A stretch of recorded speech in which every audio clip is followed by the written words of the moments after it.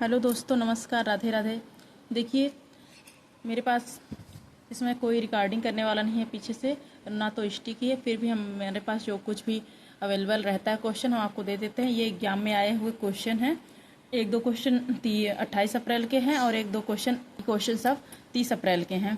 तो देखिए, सीधे पॉइंट पे आते हैं। एग्जाम बेसिस क्वेश्चन है, आप लोग हम नोट कर लिए हैं और आप लोगों को दे रहे हैं, प्रोवाइड कर। पहला क्वेश्चन आया था 30 तारीख को, ये 28 तारीख वाला ही है। एक दो क्वेश्चन, खिलौने की आयु कहा जाता है। तो देखिए, खिलौने की आयु पूर्व बाल्यावस्था को कहा जाता है। उसके बाद देखिए, बच्चों में सीखने की महत्वपूर्ण अवधि कब से कब तक की रहती है। सब ऑब्जेक्टिव क्वेश्चन थे, हम सीधे आंसर लिख दिए हैं, नहीं तो ज़्यादा वीडियो लंबा हो जाएगा और आप लोग देखेंगे भी नहीं। आप लोगों के सबके काम का है ये वीडियो। तो जन्म से 8 वर्ष, जन्म से 8 वर्ष। आप लोग नोट करते रहिए। हिंदी में स्पर्श व्यंजनों की संख्या कितनी है। हिंदी में स्पर्श व्यंजनों की संख्या 25 है। जैसे क वर्ग, ट वर्ग, च वर्ग और त वर्ग, प वर्ग, यानी 5 लाइन में ये सभी 5 वर्ड होते हैं, तो 25 वर्ड हैं। उसके बाद देखिए, क्वेश्चन है कि हिंदी का जन्म किस भाषा से हुआ।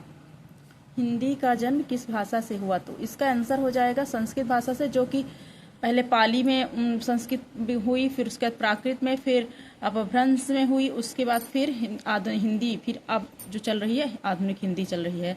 तो ये क्वेश्चन हुआ। माता पिता का अपने बच्चों के साथ देखिए क्या होता रहा है, प्यार, लगाव, आदत, ये सभी। तो इसमें आंसर हो जाएगा ये सभी।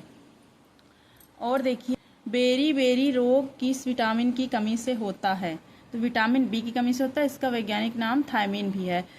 ये आप लोग विटामिन बी, सी, डी, ई, जितनी भी विटामिन है सभी से होने वाले रोग याद कर लीजिए, क्योंकि हर पेपर में उस वाले 28 तारीख वाले में विटामिन ए से आया था, इस बार विटामिन बी से आया है। तो विटामिन से क्वेश्चन आएंगे ही आएंगे।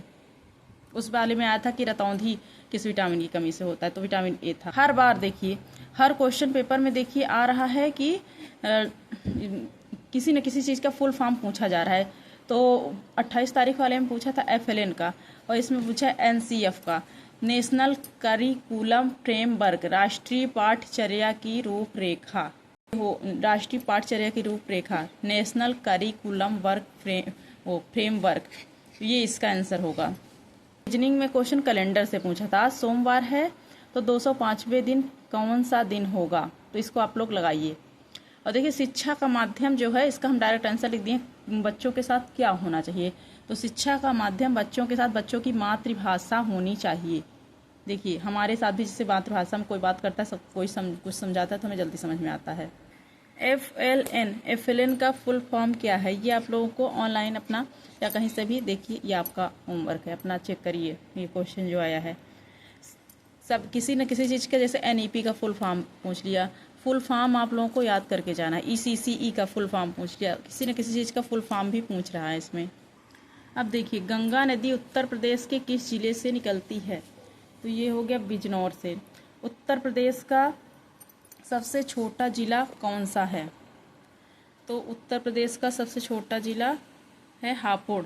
और पूछता है क्वेश्चन 28, इसमें तो ये पूछा था और उस वाले में पूछा था 28 तारीख वाले में, उत्तर प्रदेश का सबसे बड़ा जिला कौन सा है। तो हो जाएगा लखीमपुर खीरी। तो यूपी विशेष से, यानी करंट अफेयर्स में या फिर GK में यूपी स्पेशल से क्वेश्चन पूछ रहे हैं, तो आप लोग याद करके जाइए और फुल फॉर्म याद करके जाइए। विटामिन से क्वेश्चन पूछ रहे हैं, विटामिन ही याद कर दीजिए। कि विटामिन को याद करने की एक हम आपको ट्रिक बताए दे रहे हैं। अगर आप लोग कहें तो हम इसी में नीचे लिख दें, एक ट्रिक लिख दें और रोग लिख दें, एक लाइन में आप लोगों को याद हो जाएगा।